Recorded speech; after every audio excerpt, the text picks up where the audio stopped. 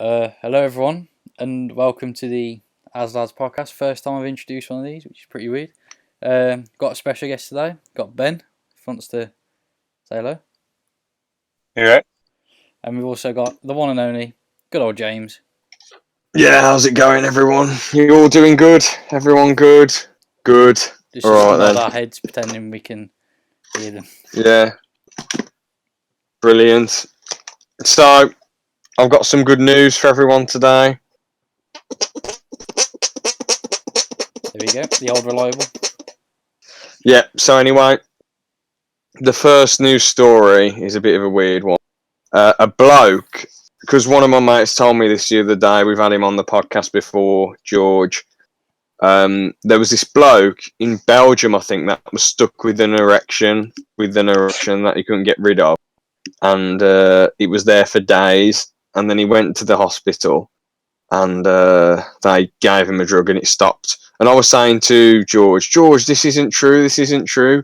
And then he showed me the story and I thought, shit. And I said, but he must have taken some Viagra or something, some really strong Viagra or Blue Chew or whatever. And then that's actually what he took. So that was quite a weird one. I know that was really random, but it's just an obscure, crazy story. And the next story is Conor McGregor lamps an old man. You guys have probably seen it, haven't you? Yeah, I've seen it. Whiskey dispute. No. He was about a 75-year-old man, wasn't it, or something like that? Ben, you haven't seen it? No, I don't know. You've bloody been living under Patrick Starr's rock, mate. Honestly. So what happened was they must have had a whiskey dispute. The old bloke must have said, "You whiskey shit, mate," and then McGregor hit him. So personally, I feel like McGregor's losing the plot. Like, I try my best to defend McGregor because he's a great fighter, inspired a lot of people to pick up martial arts and watch the UFC or whatever. But this is unforgivable. I think he just must be on some drugs or something, going crazy. And the third detail, this isn't trying to slag off Microsoft or anything, but there's no Microsoft points anymore, and it's money points now. Well, you know, Aaron, wouldn't you? Because you're on Xbox. Yeah, but first time I really heard about it. Really. Anyway, gift cards. You have to buy gift cards, and it's like money points instead of Microsoft points. So anyway, usually everything's fine, buy games, whatever. But I was forced to give my credit card details. Stupid. I think it's a bit dodgy because if anything like the Lizard Squad comes along, you're fucked. So Yeah. I feel like you either should put a really low credit card on, which isn't worth, or that's what I did, or it's up soon. So I know it's unlikely that they're going to hack it, but you just never know. You don't like your information being out there for people to see. Yeah, if it's stored on like a server somewhere as well, and like out in the middle of nowhere, and that gets taken down. Yeah, because wasn't it one of the podcasts we did, and wasn't that a Microsoft Excel sheet or something? All the information was. It was E3, wasn't it? Where all journalists' information got leaked because it was on a spreadsheet that was available on That their anyone website. could access. Yeah. So I'm thinking if this can happen to them, then this shit can happen to anyone. Yeah. So anyway, that's the end of my stories. You got anything going on, Aaron? I've only really got one sort of YouTube-y style news. Do you remember the person Carlos Mazza? I don't think you would. No. He's the guy who said that YouTube was a home for the far right and YouTube's all this, and basically he's the one who got the creator-on-creator harassment policies brought in. Okay. Basically that means if you're a creator and you say something bad about another creator, you can get taken down for it. Which is very, very, very, very, very silly because you're allowed to criticise people as long as you're not getting too personal. Yeah. But the thing Otherwise, everyone's just bullshitting and saying good things about each other. And no one wants to watch constant positivity. We want to see some criticisms here, Yeah. Who on earth will supply the witticisms? But the thing is, it's quite ironic because he wanted to get everyone in the commentary community deplatformed, which basically just means taken off YouTube. But he's been fired. Yeah. He's been fired from his job because of this. Brilliant. So it's a bit ironic that he's been deplatformed because he wanted others to be deplatformed. Well, because he's chatting a load of shit, that's probably why. And then on Twitter, for about a week now, he's just been saying he's going through a lot of trauma. He's very traumatised and turns out he knew he was going to get fired, and he got fired. That's all it was. Good. I mean, he's just a total imbecile trying to.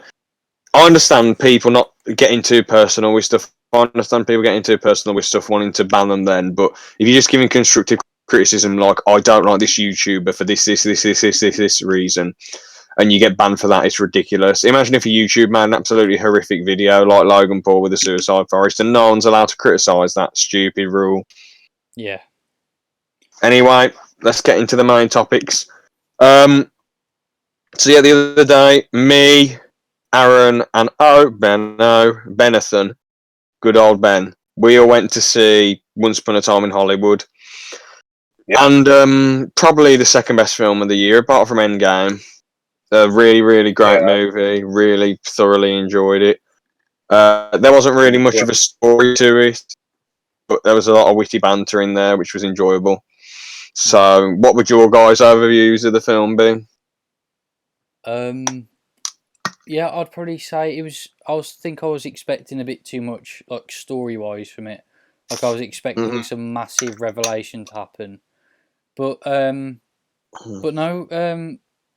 Yeah, I think overall it was a really good movie. I wouldn't say it's one of the best movies I've ever seen out of all time, but it's definitely Obviously, it's in like the top. I don't know, 50 at least, because it's a really good movie. yeah. They build up the characters really well. The pacing's a little bit odd in the last, I'd probably say, hour, maybe in like 45 minutes, but yeah, it was a pretty decent movie in my opinion. Yeah, DiCaprio and Brad Pitt were brilliant. Margaret Robbie was quite good. Yeah, Ben, what's your overview of it? Yeah, I thought kind of the same thing. It was more about character than it was about like a big narrative. They kept hinting at Sharon Tate, so I thought it was going to end with like her dying, but then Tarantino kind of flips that on his head. Rewrote history, didn't he? Spoilers, by the way. Yeah. So yeah, let's get into some good stuff at first then. So what I liked about the film, it was just cool how there was a load of Hollywood memorabilia in there, and it started off with Cliff and what's his face? Rick Dalton. Yeah, well, let's just call them by their real names, most of the actors. So yeah, Rick Dalton and Cliff talking about their acting, blah blah, talking about being on that cowboy show. And then, he goes all right for him. But then Al Pacino criticises Leonardo DiCaprio, and he just goes, "I washed up. I washed up. He said I was washed up." And then he cried on Brad. I swear, Brad Pitt was in high heels in this film. He must have been. He was a giant. He's got a good height. He was a giant. Yeah, I swear. Maybe he lifts in his shoes. Yeah. It's like but come on. Was it Al Pacino or was it Robert De Niro who had those massive like platform shoes on the set of one movie because he was so small compared to everyone? He might have had them on. That was Robert Downey Jr., wasn't Al it? Pacino looked kind of shrunk, I guess. Well, he always is shrunk. That's what happens when you get older, I guess. So. I swear down. I don't know if it's just everyone else is small or they're really tall. I don't know. DiCaprio's 6 foot, Brad Pitt's 5'11", but I swear in some of the scenes they made him look like a giant, like when he was walking around the hippie place. I guess it was just camera angles and lighting. Probably, yeah. This is one thing that everyone's talking about. Personally, I think this is a good thing. Sorry if I piss a lot of you off, but at the end of the day, if you don't like this opinion, then just don't watch this video. Bruce Lee's cameo, I thought, well, the Bruce Lee impersonator, I thought it was quite good, really. I thought it was entertainment, to be honest. I don't see why everyone's getting upset over this depiction of him. Yeah, I thought it was great, honestly. Probably one of my favourite scenes from the from the movie is when they fight. Yeah, it was majorly cool, and and the thing is, if they made Bruce Lee get his ass totally wrecked by Brad Pitt, then I'd understand everyone being angry. But guess what? He didn't. Bruce Lee landed an amazing kick on him, and then Brad Pitt threw him into the car. Then they were just, exchanging a few punches. Did you hear that thing about because apparently Quentin Tarantino wrote a much longer script that had the fight go on for ages where Brad Pitt actually won, but then Brad Pitt went to Tarantino and said, "This isn't right. You need to like rework it," and that's what ended up in the actual movie. because it ended up in like a draw, didn't it? Yeah. That was the best way to do it, really. Well, I think that when it comes down to it, we're kind of in a period now where there has to be a controversy for everything. Like, seriously, every new thing that comes out, there's always some kind of outrage behind it. So I tend to just, ignore it. Yeah. As long as it, like, I know there isn't was that too thing about offensive. his daughter and all that. Said they portrayed him as an Asian man in Hollywood rather than a man in Hollywood or something like that. It's just Well, most people were angry because they were making him out to be a cocky person. But again, this film isn't meant. It's not meant to be. It's not a biography. It's satirical. It's a bit of satire on Hollywood and what Hollywood was like back in the day and how things were changing. It's not meant to be a true fucking story. I know some real people were in there, like Sharon Tate, but they rewrote history at the end, didn't they? It isn't meant to be totally true. I don't get why people are getting so angry over it. Like, they've just got to, it's just there. It's just there for a bit of fun. It's not there to be offensive. Who cares? Yeah, I've just got to go for a second. I'll be back in a second. Okay, but yeah, I just think it's mad that people are getting upset over that sort of stuff. Again, dialogue, pretty good. A lot of it just seemed like Tarantino-esque dialogue. You said, Ben, about the Chekhov's rule, which for a film buff, I'm surprised I didn't even know what it was. But yeah, Chekhov's rule. I heard about it, but I didn't know like the name. Where they show one weapon and it has to have significance later. I have returned because it was unexpected. Because when he used the flamethrower at first, it was in one of the scenes where it's a movie inside of a movie. So when it pops up at the end, it's sort of like it's like a slow clap. Yeah. How he got it out of the shed and just lit up that hippie idiot. Yeah. Oh yeah, the gore at the end is just so. I loved it personally. The hippies totally deserved it. I love how the dog saved the day. That was majorly cool. Yeah. Have you talked about it where he has that acid cigarette? He's just like tripping. Yeah. To be honest, I thought Brad Pitt was going to die twice in that film. One when he was looking for the dude from The Hateful Eight, George, what's his name? And the other one when Charles Manson's idiots try and come in and wreck him. Yeah. Yeah. So I'm glad those hippie fucks got killed, evil bastards. Absolute pricks. Yeah. Very glad they got killed off. And to be honest, I love how at the end, like he rewrote history and DiCaprio just goes in the house for some dinner. Happy ending, brilliant. Yeah. Because for the whole film, we were thinking, shit, it's going to end awful, going to end awful. But no, Quentin flips it on his head, rewrites history. Love it. It's like the best heist film ever, in my opinion. Reservoir Dogs. You don't even see the heist in it. That's Quentin-esque stuff for you. Yeah, exactly. So good stuff. For me, easily. Top 2. Yeah, just because. Pulp Fiction's number 1 then.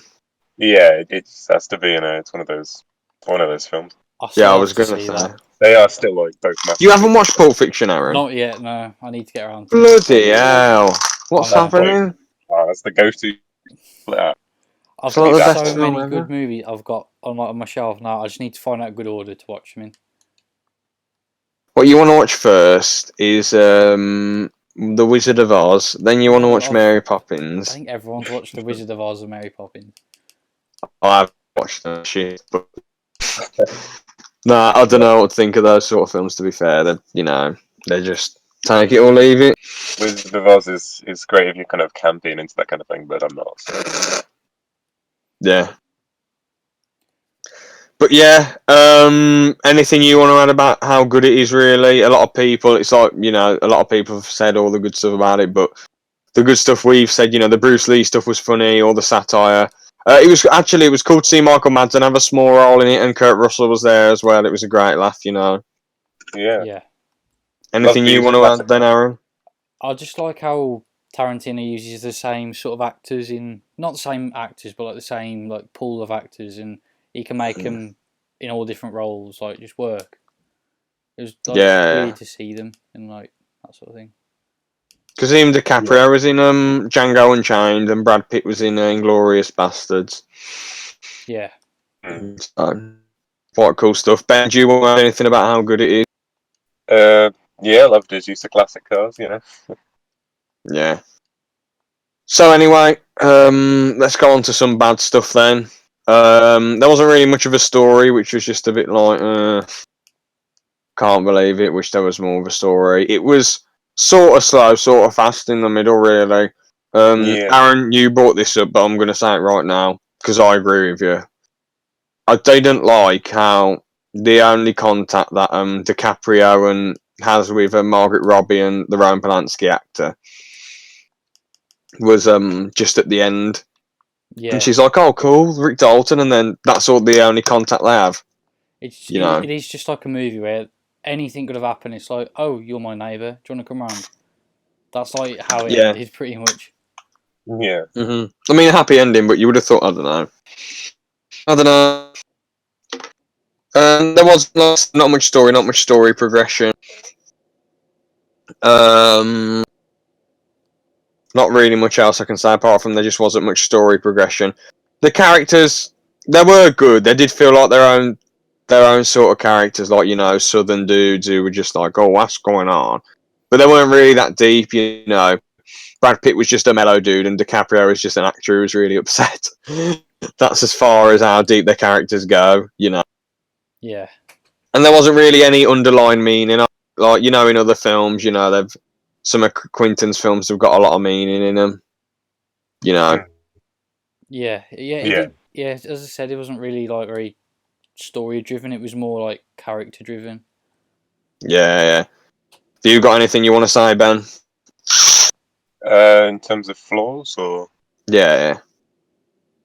well, yeah, I thought it's kind of it was like slow going, but then I realised it's because the plot is kind of doesn't really escalate. It kind of sits at the same level. Like,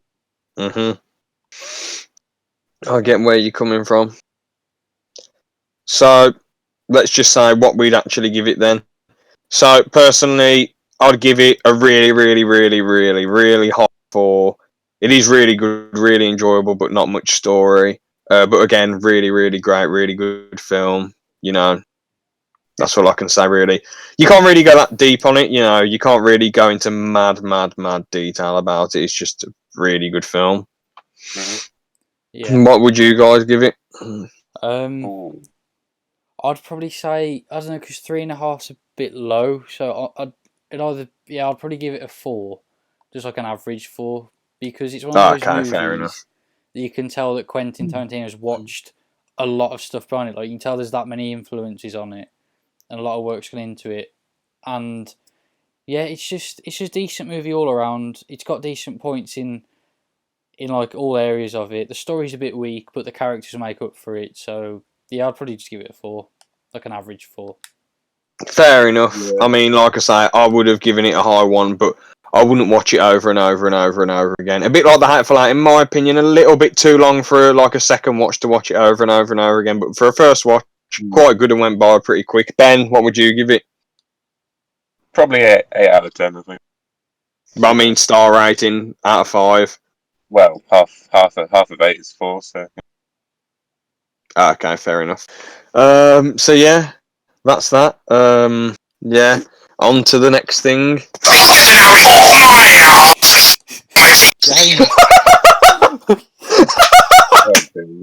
And that entails that everybody scared me so much.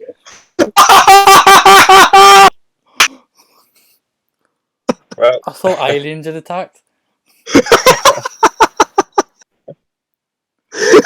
It's a good thing they sort of automatically adjust audio on here, because honestly, everyone's eardrums are going to be killed.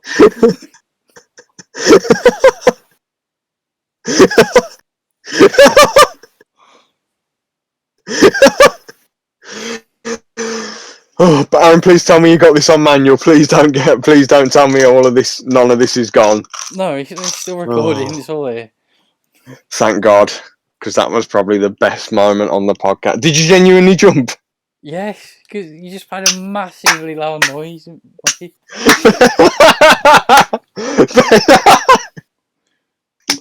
Ben, could you tell what it was? No, I had no idea. Aaron, could you? I thought, no, I can't. I think I know what it is, but I can't say it. Well, it's not that bad. It's just Callum's calling us Oh. saying, "I see her fingers. Oh my ass!" in slow motion. Oh, I thought it was something else. What did you think it was? You know, it's that video. Sorry, I'm having to move around in a second. There's this guy who just like screams on YouTube about, stuff that. Sammy the Sonic Snail, or whatever his name is. Yeah, it's like Fred something. Fred. Not I Fred. thought you were on about Sammy the Sonic fan. I remember him years ago. Sammy the Sonic Snail. Where the fuck did I get Where is that this podcast gone? from? I don't know. My house. So much Alright, now let's get back. Alright, let's get back to it. So the next. If you can still hear us after James is deafening you, this is what we'll be talking about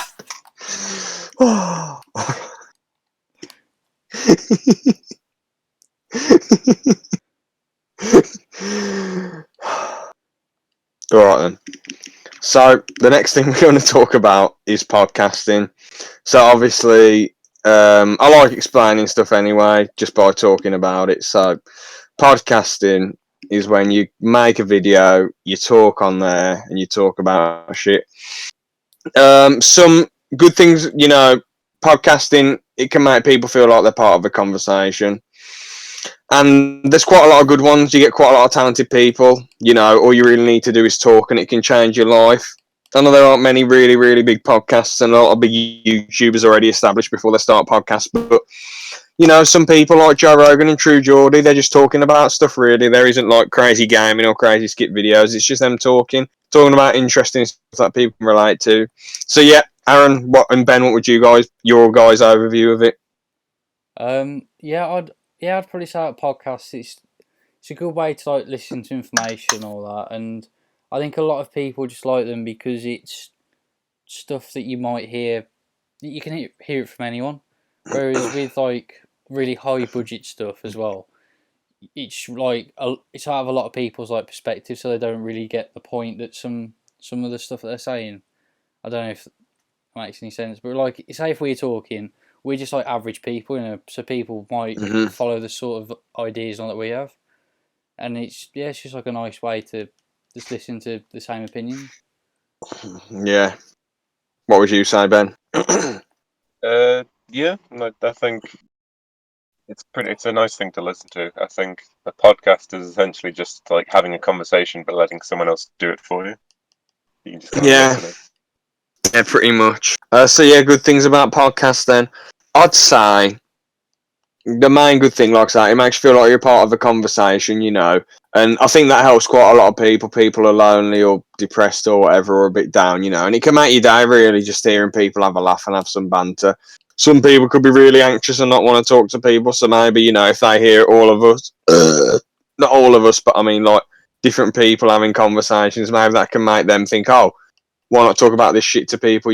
This is how you talk to people. Oh, cool. I'm learning. I'm getting better at this shit. So yeah, that's one good thing about it. Another good thing, how you can, you can get to know people personally. Like a lot of TV interviews, like the Jonathan Ross show, or Alan Carr, or Graham Norton, or bloody Piers Morgan's Life Stories.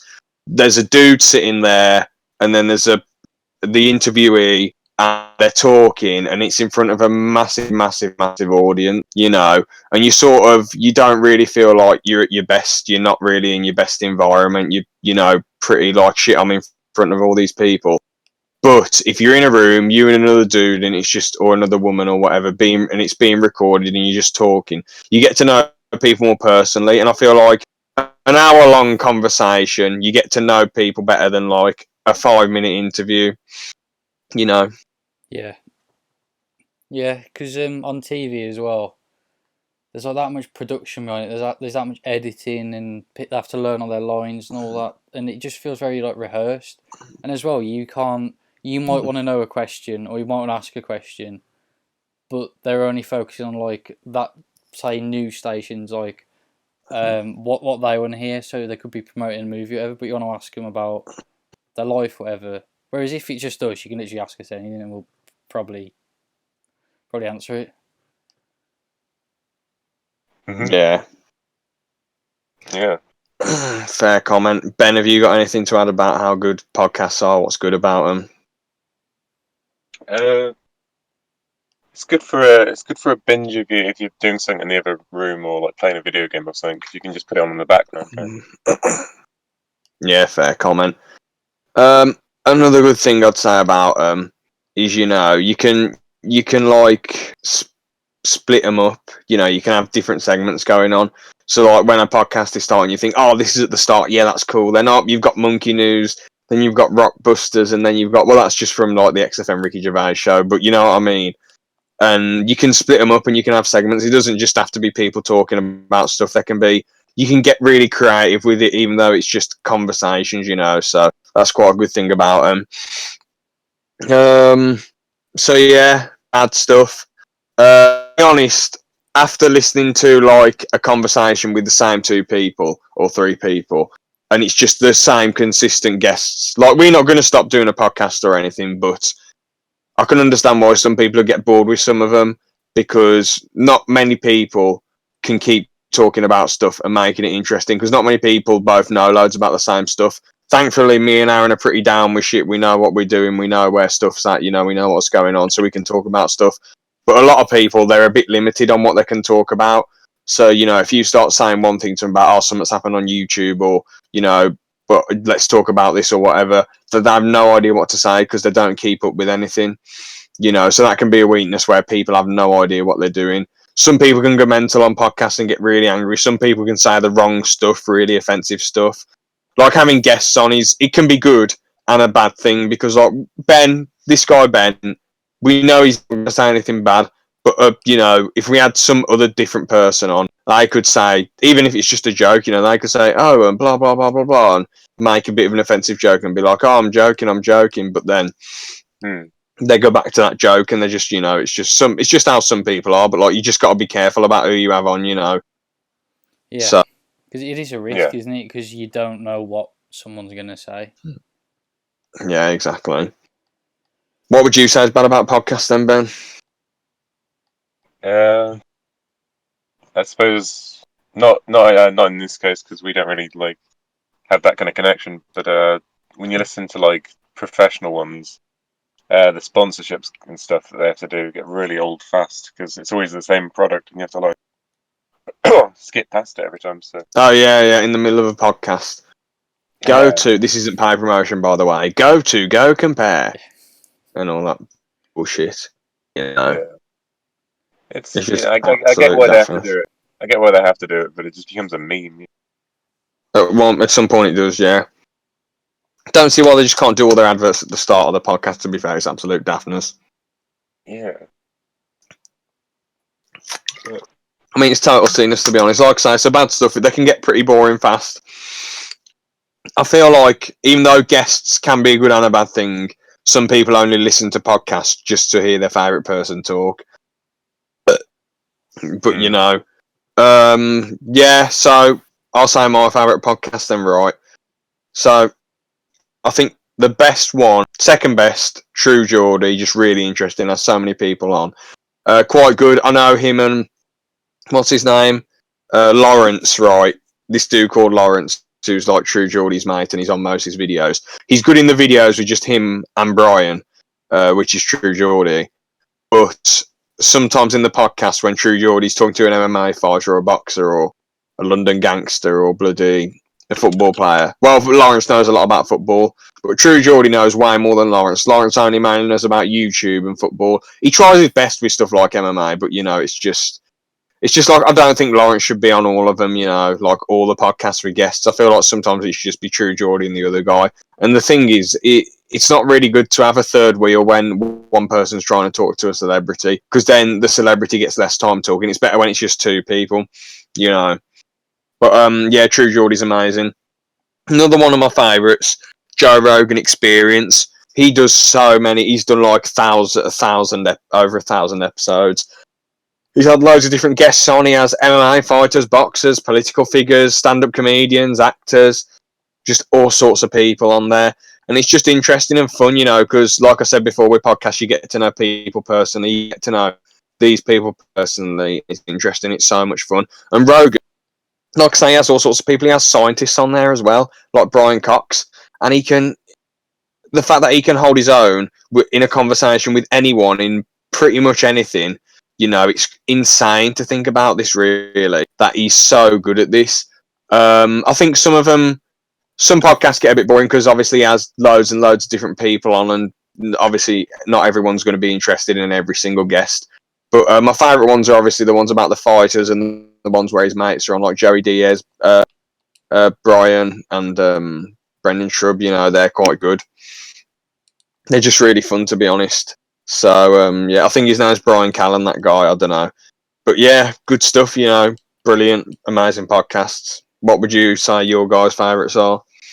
I don't really listen to that many podcasts like now, but a while ago I used to listen to a lot of like YouTube ones. So I'd like, the Baited podcast. I know I've said it to you before, but you haven't heard of it.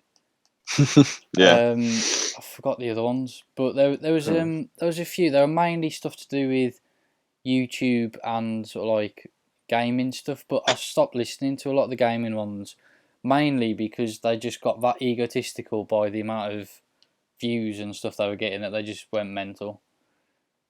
Okay. But, Never mind. No. But yeah, that's probably the best ones I've listened to, but I don't really listen to them that often anymore. Mhm. Ben, what would you say your favourite podcasts are?